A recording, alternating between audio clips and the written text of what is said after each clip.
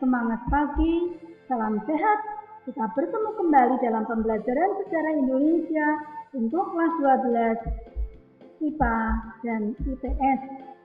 Materi kita pemerintahan Orde Baru. Latar belakang lahirnya, adanya krisis ekonomi dan politik pasca pemberontakan G30S PKI dan adanya demonstrasi mahasiswa yang menuntut Tripura, meliputi bubarkan PKI, pemberhentian kabinet Menpora, dan turunkan harga. Munculnya Super Semar yang menandai pergantian kepemimpinan nasional dan sebagai tonggak berdirinya Orde Baru. Ini adalah Super Semar, Surat Perintah 11 Maret 1966. Perkembangan kekuasaan Orde Baru. Langkah politik yang diambil Soeharto yaitu pembubaran PKI dan organisasi masanya melalui TAP MPRS nomor 4 MPRS tahun 66 dan TAP MPRS nomor 9 MPRS tahun 66. Larangan ajaran komunisme, marxisme, leninisme di Indonesia melalui TAP MPRS nomor 25 MPRS tahun 66. Penelurusan tertib konstitusional berdasarkan Pancasila melalui TAP MPRS nomor 20 MPRS tahun 1966. Melalui TAP MPRS nomor 33 MPRS tahun 1967, penyerahan kekuasaan Soekarno kepada Soeharto. Kebijakan pemerintahan Orde Baru mengakhiri konfrontasi dengan Malaysia, kembali menjadi anggota PBB, yaitu mengembalikan kepercayaan internasional, pendirian ASEAN, integrasi Timur-Timur ke wilayah RI, pelaksanaan catur karya kabinet Ampera, meliputi memperbaiki kehidupan rakyat berupa sandang pangan, melaksanakan pemilu, melaksanakan politik luar negeri bebas aktif, melanjutkan perjuangan anti-imperialisme dan kolonialisme. Pelaksanaan pembangunan nasional meliputi visi, misi, tujuan, landasan, asal, modal dasar, kawasan Nusantara, dan ketahanan nasional.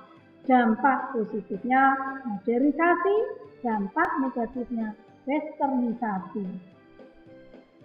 Revolusi hijau. Latar belakang hasil penelitian Thomas Robert Malthus, pertumbuhan pangan dan penduduk di negara-negara maju dan negara berkembang, pelaksana Ford and Rockefeller Foundation dan IRRI, International Rice Research Institute. Pelaksanaan di Indonesia melalui program ekstensifikasi dan intensifikasi pertanian. Melalui intensifikasi, pelaksanaan SAPTA usaha tani, yaitu pengolahan lahan, penggunaan bibit unggul, pengairan, pemupukan, pemberantasan hama, pasca panen, pemasaran. Perkembangan revolusi hijau di Indonesia. Pelaksanaan revolusi hijau di Indonesia berhasil atau gagal? Nah, ternyata berhasil, yaitu peningkatan hasil produksi pertanian, kehidupan ekonomi petani meningkat. Ketika Indonesia diterpa krisis ekonomi, semua sektor ekonomi mengalami krisis, tetapi sektor pertanian dapat bertahan dan sektor penyangga pertumbuhan ekonomi. Media informasi, penemuan komputer dan penggunaan internet mengubah seluruh aspek kehidupan manusia di bidang politik, ekonomi, sosial, dan kebudayaan. Media komunikasi, fungsi memberikan informasi berupa pesan-pesan atau ide-ide atau gagasan kepada massa yang dapat mengubah image atau citra bagi masyarakat. Pembangunan ekonomi komunikasi di Indonesia melalui SKSD, yaitu Sistem Komunikasi Satelit Domestik.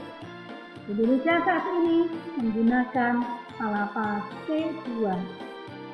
Bantuannya meliputi Iran, Rusia, Australia, dan Selandia Baru.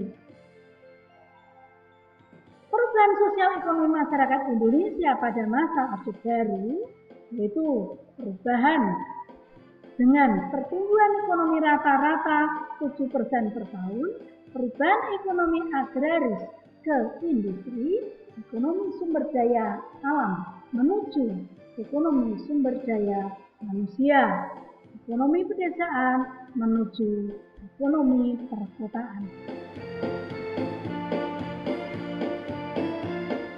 Demikian materi kita. Terima kasih. Kita berlanjut ke bidang pemerintahan dan politik masa Orde Baru untuk pertemuan berikutnya. Salam sehat.